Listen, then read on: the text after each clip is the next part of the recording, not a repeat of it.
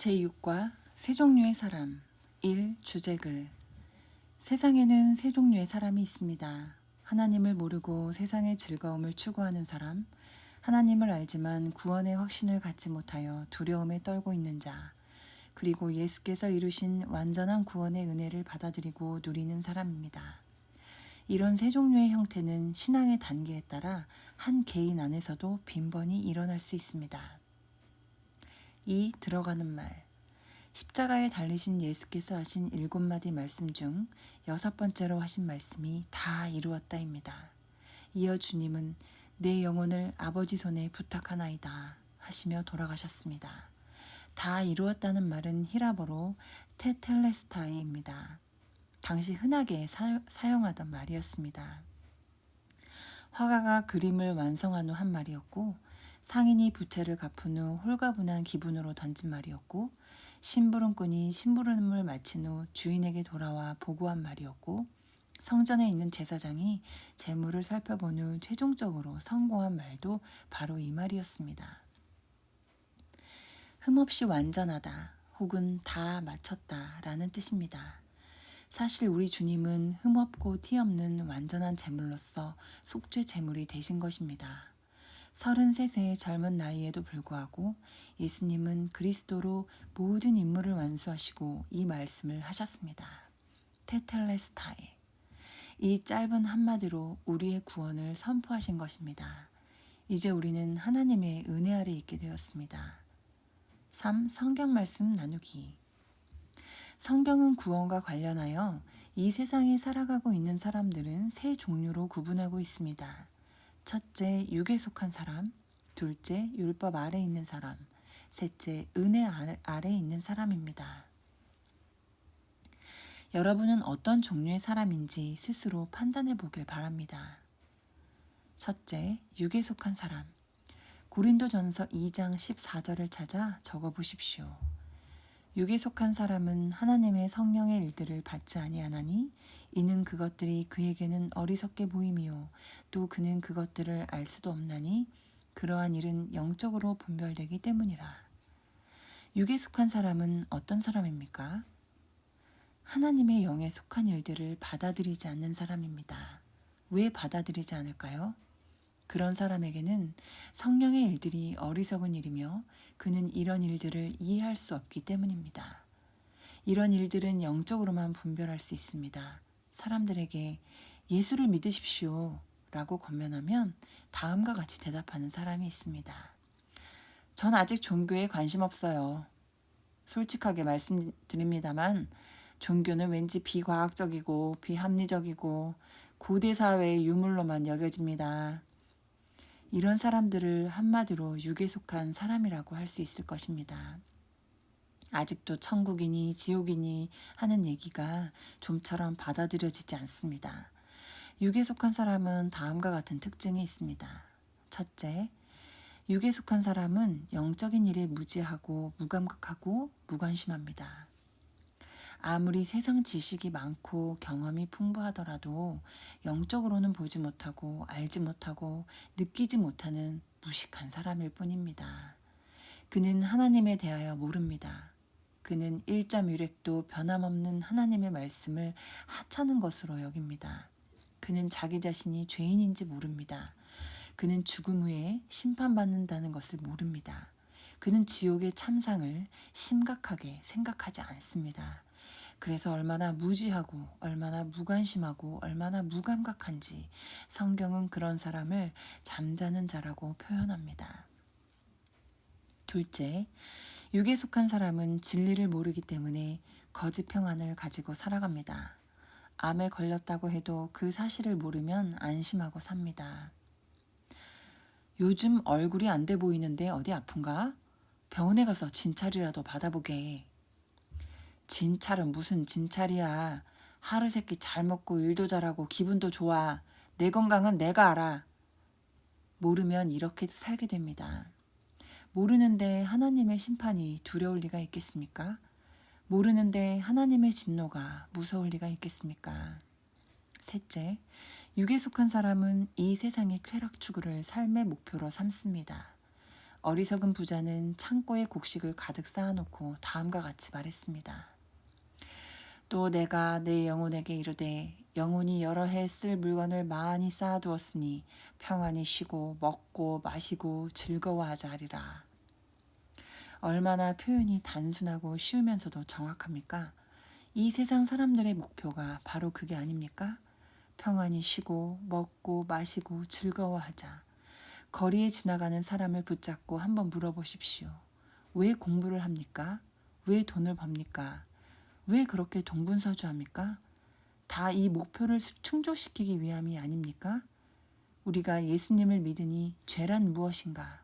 하나님의 뜻은 무엇인가? 어떻게 바르게 살까 등을 고민하지 예수님을 모른다면 왜 그런 고민을 하겠습니까? 돈이 많은 한국 사람이 이집트를 방문했습니다. 그가 공항에 영접 나온 사람에게 대뜸 이런 질문을 하더랍니다. 이집트는 클레오파트라가 나온 나라가 아닌가? 어디 좋은 데 없어? 육에 속한 사람은 이 세상의 쾌락을 위해 삽니다. 그렇다면 어떻게 육에 속한 상태에서 벗어날 수 있을까요? 어떻게 영적 잠에서 깨어날 수 있을까요? 첫째, 어떤 사람은 하나님의 강력한 손길에 맞닥뜨림으로 영적 잠에서 깨어날 수 있습니다. 우리는 신앙생활을 하면서 주변에서 이런 예를 적지 않게 봅니다. 건강할 때는 모르더니 중한 병에 걸려 하나님을 찾는 사람이 있습니다. 평안할 때에는 무관심하더니 갑작스러운 사고를 당하여 하나님 앞에 손을 드는 사람이 있습니다. 잘 될 때는 무감각하더니 사업이 어려워지면서 정신을 차리는 사람을 봅니다. 하나님이 그 사람을 사랑한다는 흔적입니다. 때로는 하나님께서 우리를 살리기 위해, 깨우기 위해 강력하게 손을 댈 때가 있습니다.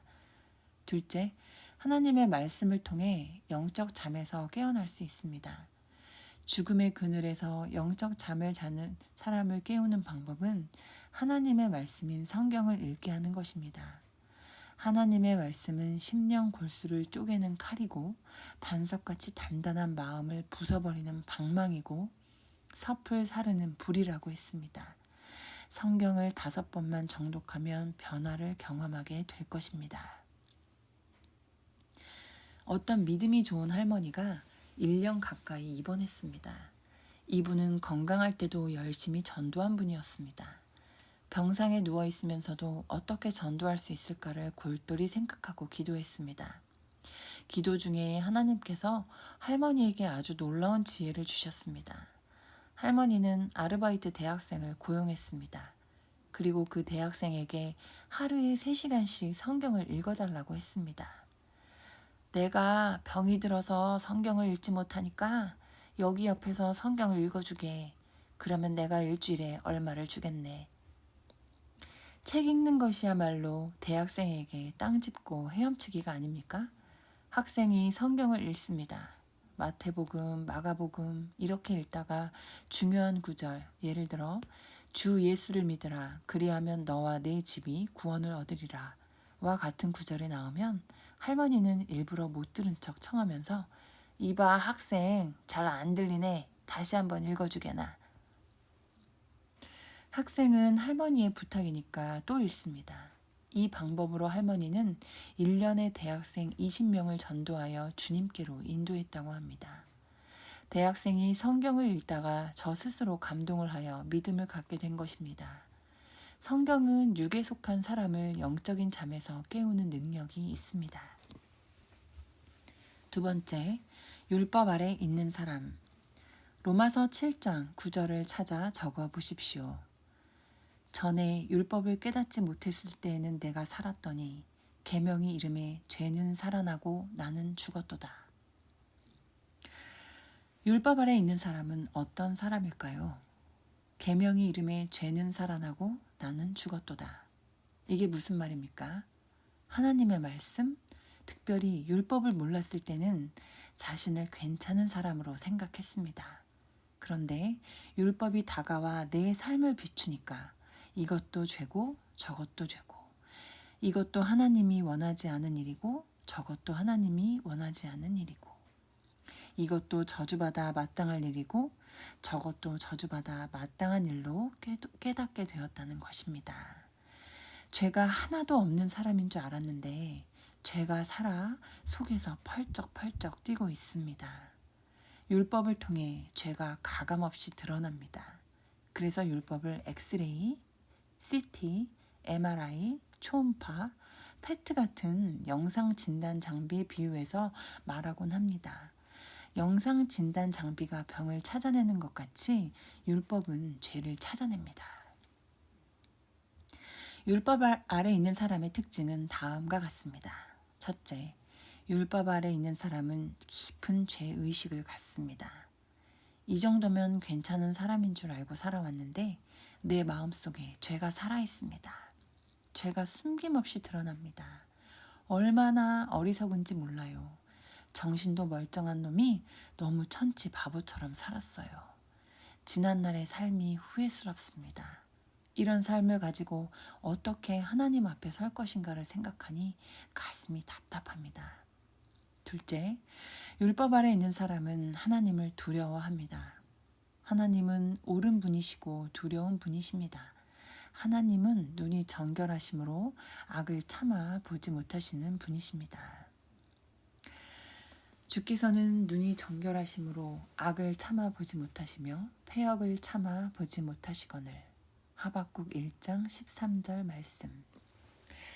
하나님은 모든 사람에게 그 행위를 따라 갚으시고 모든 헛된 말, 아니 그뿐만 아니라 마음속의 생각까지라도 심판하시는 분이십니다. 하나님의 진노인 타오르는 지옥의 불꽃을 보고 아찔함을 느낍니다.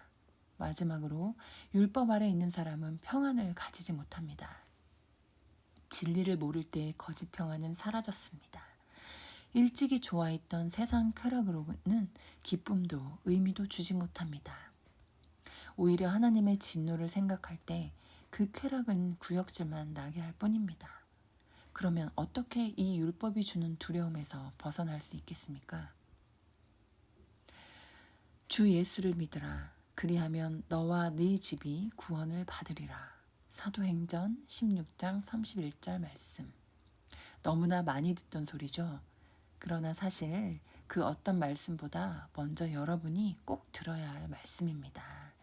이 말씀은 두려워 떠는 빌립보 감옥의 간수에게 들려준 바울의 전한 복음이었습니다. 세 번째, 은혜 아래에 있는 사람. 로마서 6장 14절을 찾아 적어 보십시오. 죄가 너희를 주장하지 못하리니 이는 너희가 법 아래에 있지 아니하고 은혜 아래에 있음이라. 은혜 아래에 있는 사람은 어떤 사람일까요? 은혜 아래에 있는 사람의 특징 몇 가지를 간단히 살펴봅시다. 우선 은혜 아래에 있는 사람은 자기의 모든 죄가가 죄가 없으신 예수 그리스도께 돌려진 것을 봅니다. 그리스도께서 우리를 위하여 저주를 받은 바 되사 율법의 저주에서 우리를 속량하셨으니 갈라디아서 3장 13절 말씀. 우리는 이제 저주와 상관이 없어졌습니다. 우리의 운명에는 저주라는 단어가 없어졌습니다. 또 은혜 아래 있는 자는 천국의 상속자이기에 죽음을 두려워하지 않습니다. 오히려 그는 땅에 있는 우리의 장막집이 무너지면 하늘에 있는 영원한 집이 있는 줄 알기에 그 영원한 집을 사모합니다. 만일 땅에 있는 우리의 장막집이 무너지면 하나님께서 지으신 집, 곧 손으로 지은 것이 아니요 하늘에 있는 영원한 집이 우리에게 있는 줄 아느니라. 고린도후서 5장 1절에서 2절 말씀. 마지막으로 은혜 아래 있는 자는 끊을 수 없는 하나님의 사랑을 맛보며 삽니다. 내가 확신하노니 사망이나 생명이나 천사들이나 권세자들이나 현재일이나 장래일이나 능력이나 높음이나 깊음이나 다른 어떤 피조물이라도 우리를 우리 주 예수 그리스도 안에 있는 하나님의 사랑에서 끊을 수 없으리라. 로마서 8장 38절에서 39절 말씀. 옛날 영국의 황제 루이스가 민심을 살피기 위해 순시하는 중에 어떤 동리에 들렀습니다. 물 방앗간을 지나다가 그 안에서 부르는 노래를 듣고 발걸음을 멈추었습니다.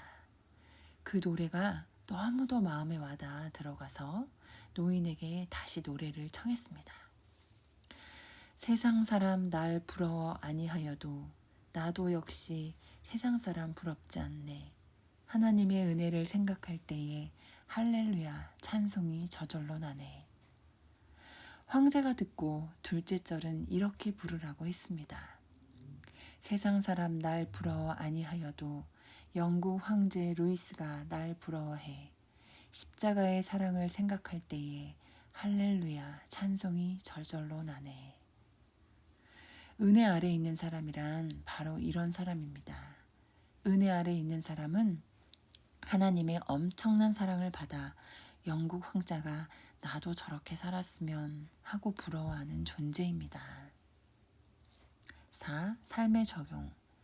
당신이 육신에 속할 경우는 언제입니까? 당신이 율법 아래 있을 때는 언제입니까? 당신이 은혜 아래 있을 때는 언제입니까?